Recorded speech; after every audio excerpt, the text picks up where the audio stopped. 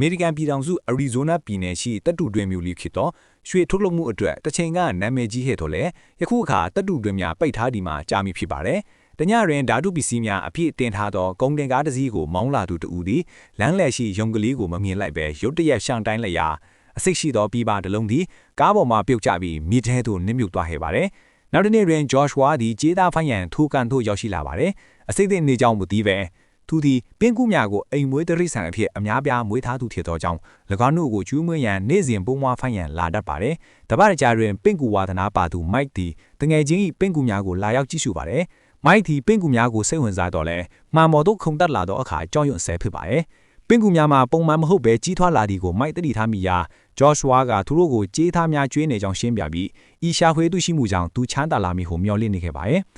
ထိုသူတို့ဆွေးနွေးနေစဉ်တာရင်တူလာပင်ကူတကောင်သည်၎င်း၏လောင်အိမ်မှလွတ်မြောက်သွားခဲ့ပါတယ်ထို့နောက် Joshua သည် Mike အားသူပိုင်ဆိုင်သည့်ပင်ကူမျိုးစိတ်အမျိုးမျိုးအကြောင်းသင်ပေးပြီးတားကောင်ကိုအတွင်းမှတတ်နိုင်သည့်အက်ဆစ်ထုတ်လုပ်နိုင်သောအစိပ်ပြင်းသည်ဘယင်မှကညူလာကိုမိတ်ဆက်ပေးခဲ့ပါတယ်။ Mike ကြောင်းသွားပြီးနောက်တွင် Joshua သည်တာရင်တူလာတကောင်ကြောင်ဆုံးတဲ့ကြောင်းနောက်ဆုံးမှတတိပြုတော့သူလိုက်ရှာတော့လဲပင်ကူကသူ့ကိုအရင်တွေ့ပြီးသူ့ကြောပေါ်သို့တွားတက်ကလက်ဘင်းကိုကိုက်ချလိုက်သဖြင့် Joshua သည်ပြင်းထန်သောနာကျင်မှုကြောင့်အော်ဟစ်လိုက်ပါတယ်။သူသည်ကြောက်လန့်ပြီးယုံရင်းဆန်ခတ်ဖြစ်ကကြံလောင်အိမ်များကိုတိုက်မိရာပင်ကူအလုံးလွတ်မြောက်သွားခဲ့ပါတယ်။၎င်းတို့သည်အခန်းတစ်ဝိုက်တွင်တွားသွားကJoshua ၏ကျက်သူရွေးကိုမင်တိုက်ခိုက်လိုက်ပါတယ်။နောက်တစ်ပတ်တွင် Mike သည် Joshua ထံထပ်မံတွားရောက်ရန်ကြိုးစားတော့လဲကံပေးမှဖြတ်သွားစဉ်မြို့တော်ရဲမှုလဲဖီတူမိခင်ဆာမန်တာကတာစီလိုက်ပါတယ်။ရဲရရှိပီလက်ကူညီဖြင့်သူမသည်ကန်ရီကိုညဉ့်ညမ်းစေသောဓာတုပစ္စည်းကိုဖော်ထုတ်ရန်ပြပကိုဆယ်ယူပြီးတခွဲကန်တို့ပို့ရန်ကြိုးစားနေခဲ့ပါတယ်။ထိုနေရာကိုမလုံခြုံဟုယူဆသောကြောင့်သူမသည် Mike ကိုကားပေါ်တင်ကားအိမ်ပြန်ပို့လိုက်ပါတယ်။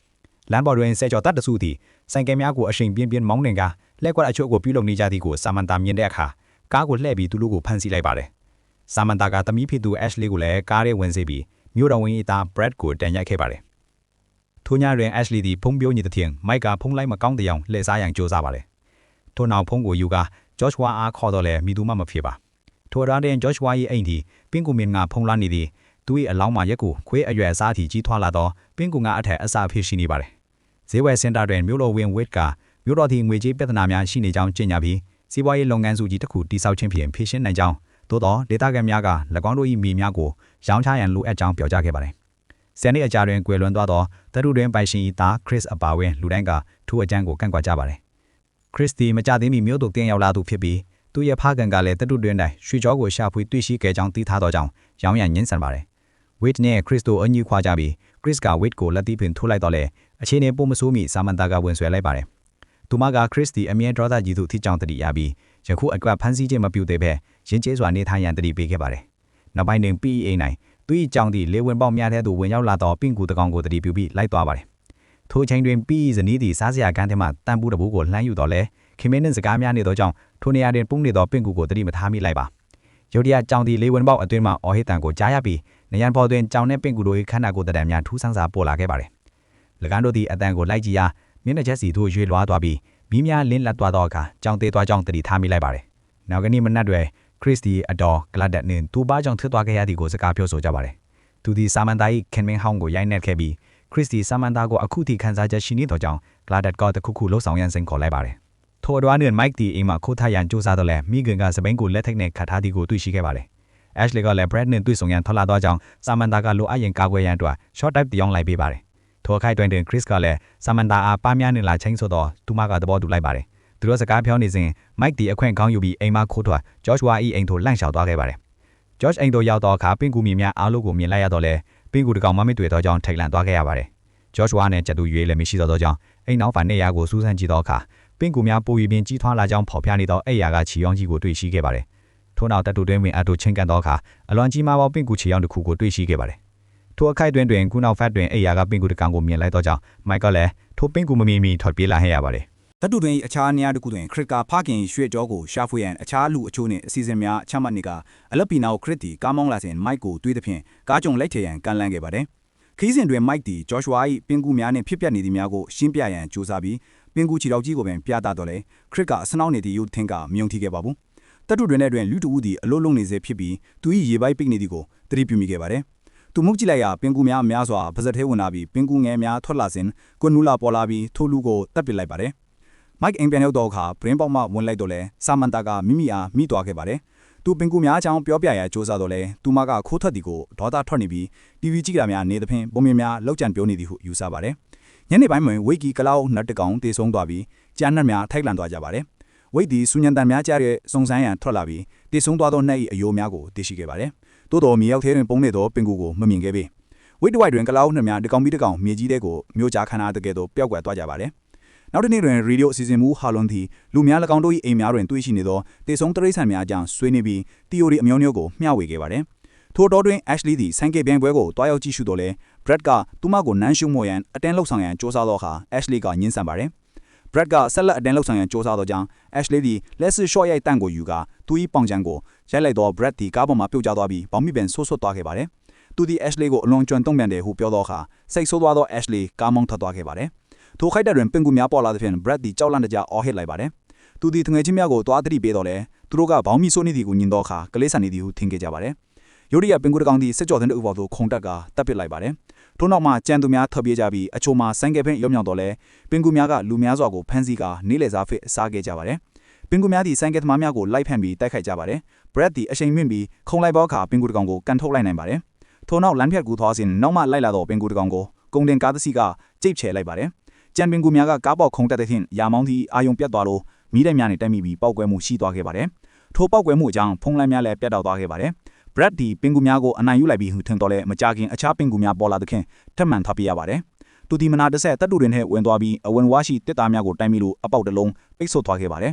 ပင်ကူများကသူ့ကိုစားရန်တူးဖောက်ကျွန်းစားနေစဉ် Brad ကအခြားထွက်ပေါက်ကိုရှာဖွေရန်ထွက်လာခဲ့ပါတယ်ထိုတော်တွင် Gladys နီးခွေးသည်မြေအောက်ခန်းမှစူညံတန်ကြားယူဆင်းသွားကနေရန်ရှိအပေါက်တစ်ခုကိုတွေးရှိသည့်ဟောင်လိုက်ရာ AM ပင်ကူကြီးတစ်ကောင်ရုတ်တရက်ထွက်လာပြီးခွေးကိုဖမ်းသွားပါတယ် Gladys ကသူ့ရဲ့ခွေးပျောက်ဆုံးနေလာကိုသတိပြုမိသောအခါလိုက်ရှာရကျူးသားတော့လဲအပေါက်နီးတွင်ခွေး၏လက်ဖက်ကိုတွေ့လိုက်ရပါတယ်သူမကအတွင်းသို့ဝင်သွားတဲ့အခါသူမ၏အိမ်သည်တတုတွင်များနဲ့ဓာတ်ရိုက်ချိတ်ဆက်နေကြောင်းတွေ့ရှိလိုက်ရပါတယ်ထိုအခိုက်အတန့်တွင်ပင်ကူများပေါ်လာပြီးပင်ကူမင်းများဖြင့်ပိတ်မိစေကသူမကိုပါဖမ်းဆီးသွားခဲ့ပါတယ်မကြာမီ Chris သည်လည်းစူညံတများကြားရဲ့မြေအောက်ခန်းသို့တွားရောက်ရာအပေါက်နဲ့ကြီးမားသောပင်ကူခြေထောက်ကိုတွေ့ရှိပြီး Mike လုံးဝလိမ်မဖြိုးခဲ့ကြောင်းသဘောပေါက်သွားခဲ့ပါတယ်နင်နက်ပိုင်းတွင် Chris သည်ခြေထောက်ကို Mike ထိုင်ယူလိုက်ရာပင်ကူသည်တားကောင်ကိုချက်ချင်းမစားကြောင်းထို့ကြောင့် Gladys အသက်ရှင်သေးကြောင်းရှင်းပြခဲ့ပါတယ်အခြားအခန်းတွင် Ashley သည် Brandon ရိုက်ထားတဲ့တပ်ပုံကိုချက်စီးနေစဉ်ရုတ်တရက်ပဒင်းပေါက်မှပင်ကူတကောင်ဝင်လာပြီးသူမကိုနေရန်သို့တွန်းလိုက်ပါတယ်Mike Chris နဲ့ Samantha တို့က Ashley အော်ဟစ်တန်ကိုကြားရပြီးသူမ၏အခန်းသို့ပြေးသွားရာပင်ကူသည်မင်းကလေးကိုပင်ကူမင်းဖြင့်ရစ်ပတ်နေတာကိုတွေ့ရပါတယ်။ Chris သည်အရာဝတ္ထုအမျိုးမျိုးချင်းတိုက်ခိုက်ရန်ကြိုးစားတဲ့တင်ပင်ကူသည်၎င်းကိုပါပင်ကူမင်းဖြင့်နေရန်တွင်ကတ်ထားလိုက်ပါတယ်။ကံကောင်းတောင်းမစွာပင် Samantha သည်အိမ်တွင်တနက်တလက်ဆင်းထားရာအချိန်မီရှာတွေ့ပြီးပင်ကူကိုပြစ်တက်နိုင်ခဲ့ပါတယ်။ထို့နောက် Samantha သည်ရဲရေဒီယိုဖြင့်ပင်ကူခေါ်ကလက်နက်များစွာကိုသူမ၏အိမ်သို့ယူလာရန်ပြောလိုက်ပါတယ်တတူတွင်နဲ့ Brad သည်ထောက်ပေါက်ကိုရှာဖွေနေစဉ်တည်ဆုံးနေသောမိုင်းလောက်တာကိုတွေ့ရှိခဲ့ပြီးအနီးအနားမှာပင်ကူမြင်အသိများဖြင့်ပိတ်မိနေပြီးအချို့သောအသက်ရှင်နေသောလူများစွာရှိနေသည်ကိုမြင်လိုက်ရပါတယ်။ Brad သည်ကညူလာမှယွန်းကတ်နေသောခန္ဓာကိုယ်များမှအစားစားနေသည်ကိုထိတ်လန့်စွာကြည့်ပြီးလင်းမြန်စွာထပ်ပြေးလာခဲ့ပါတယ်။မြို့ရဲတွင်စပင်ညက်ဆရာသည်စိုက်ပိတ်နေစဉ်တငယ်ချင်းသူဦးလိုရမပင်ကူနှကောင်ခုန်တက်ကပင်ကူမြင်များဖြင့်စတင်ရစ်ပတ်နေသည်ကိုရုတ်တရက်မြင်လိုက်ရပါတယ်။ရဲစခန်းတွင်ပြည်သူလက်နက်များကိုစူဆောင်းပြီးကားဖြင့်ထွက်ခွာသွားရာပင်ကူများထိုနောက်သို့လိုက်နေသည်ကိုသတိမထားမိကစမန်တာ၏အိမ်သို့ရောက်သောအခါကားခေါမိုးပေါ်မှအထံတစ်ခုကြား၍ပြစ်လိုက်ရာအစိမ်းအောင်အချွဲများသူမျက်နှာပေါ်ပြုတ်ကျလာခဲ့ပါတယ်။ထိုအခိုက်အတန့်မှလူတဆူထွက်လာပြီးစမန်တာကပင်ကူကိုပြစ်တက်လိုက်ရာအားလုံးကားထဲသို့ဝင်ရလမ်းပွင့်သွားခဲ့ပါတယ်။အခြားပင်ကူတကောင်ကတိုက်ခိုက်ရန်ကြိုးစားတော့လဲခရစ်ကပြစ်တက်လိုက်ပြီးနောက်သူတို့မောင်းထွက်ခဲ့ကြပြီးရဲကမြို့တွေဖြတ်သွားသောအခါပင်ကူများစွာကလိုက်ပါလာခဲ့ပါတယ်။နောက်ဆုံးတွင်လူစုသည်ဟာလွန်၏မိုဘိုင်းရေဒီယိုယင်သို့ရောက်ရှိပြီးစမန်တာကရေဒီယိုစီဇန်ကိုလွှဲယူကပင်ကူများအကြောင်းလူတိုင်းကိုသတိပေးလိုက်ပါတယ်။သို့သောဟာလွန်၏စီဇန်သည်အမေလည်းမဟုတ်မမှန်သောဂျိုသားပုံပင်များဖြင့်ကြည့်နေသောကြောင့်ဘီသူမှတိမတ်ကိုအလေးနက်မထားပေပါမကြခင်အေးရမတာရန်တူလာတကောင်ပေါ်လာပြီးရင်ကိုလွတ်ခါနေစဉ်ဆမန်တာကနောက်ဆုံးသတင်းစကားကိုပို့လိုက်ပါတယ်လူတိုင်းဒီကွန်ကရစ်နေရာများကြောင့်ဘေးကင်းတဲ့နေဟုယူဆသောဈေးဝယ်စင်တာ၌စူဝေးတင်ကြောင်းပြောချခဲ့ပါတယ်တာရန်တူလာဒီထိုးရင်ကိုတွန်းထုတ်ပြီးပီဒီဆဲလပိတ်ခတ်နေတဲ့ပြင်မြေပြင်ပေါ်သို့ပြုတ်ကျကတေးဆုံးသွားခဲ့ပါတယ်ထိုးရင်လည်းပြုတ်ကျပြီးလူများ၏အော်အိတ်တမ်းများရေဒီယိုမှထွက်ပေါ်လာခဲ့ပါတယ်ဒုတိယတာရန်တူလာတကောင်ဒီပင်ကူငင်များဖြင့်ပေါ်လာတဲ့ပြင်လူစုကကားဖြင့်အမြန်ထွက်ပြေးလာခဲ့ကြရပါတယ်ထို့တော်ကျွေးမျိုးတဲ့တွင်အခြားညင်တစည်းသည်ခေါမှုဝရှိပင်ကူကြောင့်မောင်းရခက်ခဲနေပြီးနောက်ဆုံးတွင်တိုက်မိသွားခဲ့ပါတယ်။ဒေသခံများခက်လာကြည့်ရှုသောကပင်ကူများလမ်းပေါ်တွင်ပြေးလွှာနေသည်ကိုနောက်ဆုံးတွင်မြင်တွေ့ရပါတယ်။လူများထိတ်လန့်တကြားထွက်ပြေးကြပြီးထိုပင်ကူများသည်ပရင်းပေါက်များကိုဖောက်ထွင်းဝင်ရောက်ကအမိုးပေါ်တွင်ခုန်တက်ကလူတိုင်းကိုတပ်ပစ်ခဲ့ကြပါတယ်။ပင်ကူများစွာကမြေရောက်မှတိုက်ခတ်ရာလူသူဦးသည်လက်ကားကိုတရားသဘောဖြင့်အသုံးပြုကာကားထဲရောက်ရန်စ조사ကထွက်ပြေးလာခဲ့ပါတယ်။သို့သောပင်ကူများကလျှံမြန်စွာတင်ယူပြီးတားကောင်များထံရောက်ရန်ကားတကားများကိုဆွဲဖဲနေကြပါတယ်။စာမန်တာ၏အဖွဲ့သည်မြို့တော်ကိုဖုံးလွှမ်းနေသောလုံးဝပရံပတာအခြေအနေကိုမြင်သောအခါရဲစပီကာကိုအသုံးပြုပြီးလူတိုင်းဈေးဝယ်စင်တာသို့ပြင်းညံပြောခဲ့ပါတယ်။ယခုအခါဈေးဝယ်စင်တာတွင်လူသားအနေငယ်နှင့်ဝိတ်ရှိပြီးလူအများပြားလာရောက်သည်ကိုမြင်သောအခါသူ့ကိုထောက်ခံရလာကြသည်ဟုထင်ပြီးပြောရွှင်နေပါတယ်။လူတိုင်းအတွင်းသို့အလင်းအမြန်ပြေးဝင်နေစဉ်ဆာမန်တာနှင့်ပိတ်တို့သည်အဝန်ဝါတွင်တွေက ဝင်လာသောပင့်ကူများကိုပစ်ခတ်ပြီးအသက်ရှင်ကျန်ရည်သူများအတွက်အချိန်ဆွဲပေးခဲ့ပါတယ်။လူတိုင်းဈေးဝယ်စင်တာထဲသို့ရောက်ရှိသောအခါလူသားတဦးကတကောက်ပေါက်ကိုပိတ်ချလိုက်ရာစာမန်တန်နှင့်ပိတ်တို့သည်မြေပြင်သို့မရောက်မီအလင်းအမြန်ဝင်ခဲ့ရပါတယ်။တကောက်အလုံးကိုလုံခြုံအောင်ကုလို့ပြီးနောက်မြို့သို့ဆက်လက်လှုပ်ဆောင်ရမည်ကိုအငင်းပွားကြပြီးစစ်တပ်ကိုအကူအညီတောင်းရလိုအပ်တော်လဲဝိတ်ကသူတွင်ဆဲဖုန်းရှိတော်လဲအချက်ပြစနစ်မကောင်းကြောင်းထုတ်ဖော်ခဲ့ပါတယ်။ထို့ကြောင့်ခရစ်နဲ့ဟာလန်တို့ကလည်းအင်တာနက်ကိုအသုံးပြုရန်အမိုးပေါ်သို့တွားရောက်ရန်တာဝန်ထမ်းခဲ့ကြပါတယ်။ကျန်လူများကလည်းလက်နက်အဖြစ်အသုံးပြုနိုင်သည့်မိသည့်အရာမျိုးစတိုးဆိုင်တိုင်းကိုရှာဖွေခဲ့ကြပါတယ်။မိုက်တီရေမွေးပလင်းများကိုယူဆောင်လာပြီးခရစ်အားပေးလိုက်ရာပိတ်ကူများ၏အနံ့ခံအာယုံကိုနှောက်ချနိုင်ကြောင်းရှင်းပြခဲ့ပါတယ်။မိနစ်အနည်းငယ်အတွင်းခရစ်နဲ့ဟာလန်တို့သည်အမိုးပေါ်သို့ရောက်ရှိပြီးခရစ်တီအင်တာနက်ကိုစတင်တက်သွားခဲ့ပါတယ်။ပင့်ကူများလည်းအဆောက်အဦပေါ်သို့တက်လာကြရာခရစ်အချက်ပြစနစ်ရရှိနေစဉ်ဟာလွန်ဒီတနက်ဖင်ပစ်ခတ်က၎င်းတို့ကိုဝင်းဝေးစဉ်ထားရှိခဲ့ရပါတယ်။တိုးတော်သူ911တို့ခေါ်ဆိုသောအခါအော်ပရေတာကသူ့ရဲ့ဇက်လန်ကိုမယုံကြည်ကြပါ။ထို့တော်အတွင်းကြံပင့်ကူအုပ်ကရှေ့တကားကိုရိုက်ချိုးကဖြည်းဖြည်းချင်းဖွင့်ရန်ကြိုးစားရာလူတိုင်းစိတ်ရှည်စွာစောင့်တိုင်းနေစဉ်အက်ရှလီဒီဝိတ်နော့ဖက်တကားမှထွက်ခွာသွားသည်ကိုသတိပြုမိပါတယ်။သူမသည်လူအုပ်ကိုပြောပြရာဈေးဝယ်စင်တာလက်သားတဦးကဝိတ်ဒီမြေအောက်ခမ်းမတဆင်တတူထွင်းတဲ့သူဝင်နေသည်ကိုသိသွားခဲ့ပါတယ်။ဆမန်တာမီသူမ၏ကလေးများကိုထိုနီယာတွင်ဖုန်ကိုရန်ဆေးလွတ်လိုက်သည်သူမနှင့်အခြားလူကြီးများကတကားကိုချိုးဖျက်ဖြစ်ပင့်ကူရပေါင်းဆရာကိုဝင်ခွင့်ပြုလိုက်တော့တာရန်တူလာကိုတိုက်ရန်ပြင်ဆင်ခဲ့ကြပါနဲ့လူအုပ်ကလည်းချက်ချင်းပစ်ခတ်တော့ရန်သူများလွန်တော့ကြမြေအောက်ခမ်းသို့ပြေးခဲ့ရပါ၏နေရာတိုင်းတွင်လူများတည်ဆုံးခြင်းသို့မဟုတ်ပင့်ကူများဖမ်းဆီးခံရတဲ့ဈေးဝယ်စင်တာတစ်ခုပရံပတာထိသွားပါတယ်ပြီးသည့်အချိန်မီမြေအောက်ခမ်းသို့မရောက်တော့ကြောင်းတကားပေါက်ကိုအနှဲငယ်မြင့်တင်ပြီး၎င်းအောက်မှတွားသွားရပါတယ်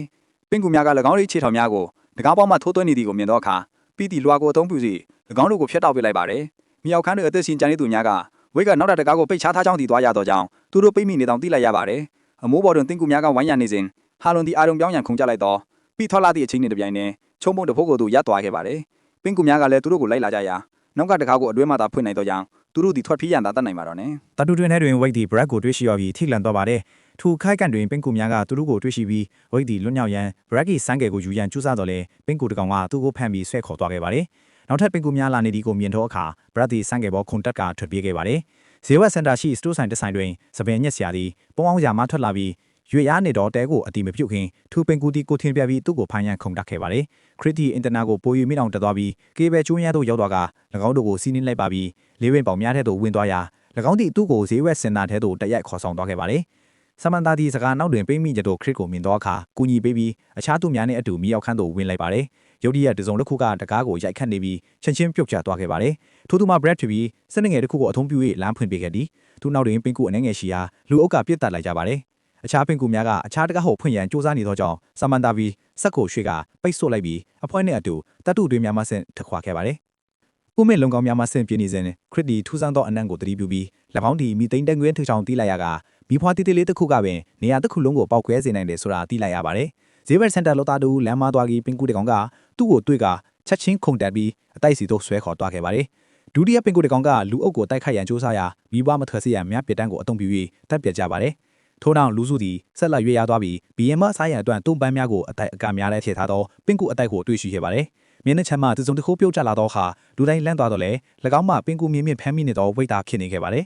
သူ့ကိုလွတ်မြောက်ပြီးနောက်ခရစ်ကဆမန်တာအဖွဲ့ကိုထွက်ပေါက်စီတို့လမ်းညွှန်ပေးရန်ပြောပြီးသူကဂလက်ဒက်စ်ကိုရှာရန်နေရထဲပါတယ်မခွဲမီခရစ်တီသူ၏ခန်းစားချက်များကိုဖွင့်ထားရန်စူးစမ်းတော့လေဆမန်တာကသူမကိုကြိုက်ကြောင်းနဲ့သူမ၏ခမင်းကတိစဖောက်ခဲသောကြောင့်ရိုင်းနှက်ခဲကြောင်းကိုတီးထားကြောင်းရှင်းပြခဲ့ပါတယ်ခရီဖခင်ကမတည်ဆုံးမီသူမကိုပြောပြခဲ့ခြင်းဖြစ်ပါတယ်ဆမန်တာကလျင်မြန်စွာနားလိုက်ပြီးနှုတ်ဆက်လိုက်ပါတယ်ထို့တော့မဲ့မြေအောက်ခင်းတွေတာရန်တူရာသည့်တကားကိုချိုးဖျက်ပြီးပင်ကူများစွာနဲ့သူတို့နောက်သို့လိုက်လာနေခဲ့ပါတယ်တတူတွင်တဲ့ကျန်ခရစ်တီအလောင်းများစွာကိုစစ်ဆေးပြီးနောက်ဆုံးနဲ့ဂလက်ဒက်စ်ကိုအသက်ရှင်လျက်တွေ့ရှိခဲ့ပါတယ်သူမသည်မုတ်ကြည့်လိုက်သောအခါခရစ်တီနောက်ွယ်တွင်ရွှေကြော်ဤကိုတွေ့ရှိခဲ့ပါတယ်ထိုခိုက်တန်တွင်ကန်ယူလာပေါ်လာတော့လဲခရစ်တီပောက်ကွဲဖြစ်စေနိုင်တဲ့သောကြောင့်သူမကိုပြတ်မတတ်နိုင်ခဲ့ပါဘူးအစားသူသည်သူမ၏မျက်နှာကိုရေမွေးနဲ့ဖြန့်လိုက်ပါတယ်ကန်ယူလာသည်ထိတ်လန့်သွားပြီးစက္ကန့်နဲ့ငိတ်ချောင်းရှုထွေနေသောကြောင့်ခရစ်နှင့်ဂလက်ဒက်စ်တို့သည်ဘရက်ဂီဆိုင်ကယ်ပေါ်ခုန်တက်ကထွက်ပြေးရန်အိတ်ချိန်ရလိုက်ပါတယ်သူတို့ထွက်ခွာလာလဲမှာခရစ်တီမီးကြီးပူတစ်ခုကိုမီးအိမ်ထမှဟွန်ထားခဲ့ပြီးကန်ယူလာသည်ထိုးတွဲကိုလိုက်နေသောအခါလူအုပ်ကတတ်တူအတွင်းမှထက်လာဓာပန်စင်တစ်ခုကိုရှာဖွေတွေ့ရှိခဲ့ပါတယ်။လုံစိတ်သည့်ဒါစီမရှိသောကြောင့်အက်ရှလီကလက်စီရှော့နဲ့တန်ကိုကမ်းလှမ်းသောအခါဓာပန်စင်ကိုအပြောက်ရောက်ထပ်ဆက်တင်နိုင်ခဲ့ပါတယ်။တခုပြီးခုတတ်တူတွင်ရှိမီးဘူးများသည်လင်းလာသည်မီးပြန်စစ်မိုက်ကိုမီးပွားthiếtစေရွှင်ပြောင်များတစ်ကြောင်ပြန့်နှံ့သွားသောကြီးမားသောပောက်ကွဲမှုတစ်ခုကိုဖြစ်စေခဲ့ပါတယ်။ခရစ်နစ်ဂလက်သစ်တို့သည်အရှိန်မီထလာနိုင်ခဲ့တော်လေကန်ယူလာပြင်ပင်ကူအားလုံးသည်မီးကြိုက်ခံရခဲ့ပါတယ်။ပောက်ကွဲမှုကြောင့်တသက်တော်ရီအားလုံးတေဆုံးသွားကြောင်းဝိတ်သည်ဤခေနေကိုကြောင့်တတ်တူတွင်များကိုရောင်းချမတော်နိုင်တော့မယ်ဆိုကဟီငင်းခဲ့ပါတယ်။ယုတ်တိအရေများလူနာတင်တန်းများနှင့်မိတရိတ်ထိုင်မှုမိသက်သမားများများစွာသည်ဟာလွန်နှင့်ပီတိုတို့နဲ့အတူရောက်လာကြပြီးသူတို့အားလုံးဟာလွန်၏အရှိစဉ်ကိုနှစ်သက်တဲ့သူတွေဖြစ်ကြောင်းသိကြသောကြောင့်ရောက်လာကြတာဖြစ်ပါတယ် အသက်ရှင်တန်ကြန့်ရှိသူများကိုမေးမြန်းသောအခါခရစ်သည်ဂလက်တစ်တီပင်ကိုတိုင်းများတွေမှာတူးလေးသာအသက်ရှင်တန်ကြန့်ရှိခဲ့သောကြောင့်ပြောပြခဲ့ပါတယ်။ယန္တနေကယုခရစ်သည်နမဲဆိုးနှံကြောဂျောသားကိုတူးဖော်ပြီးတော့ဟာလွန်သည်ငွေထွားသစ်တို့တိတ်ခံလိုက်ပါတယ်။ဤကဲ့သို့ဗီဒီယိုများပုံမကြည့်ရှုနိုင်အောင် like နဲ့ subscribe လေးနှိပ်ပြီး notification ဖွင့်ထားလိုက်ပါ။ကြည့်ရှုပေးအတွက်ကျေးဇူးထူးတင်ပါတယ်။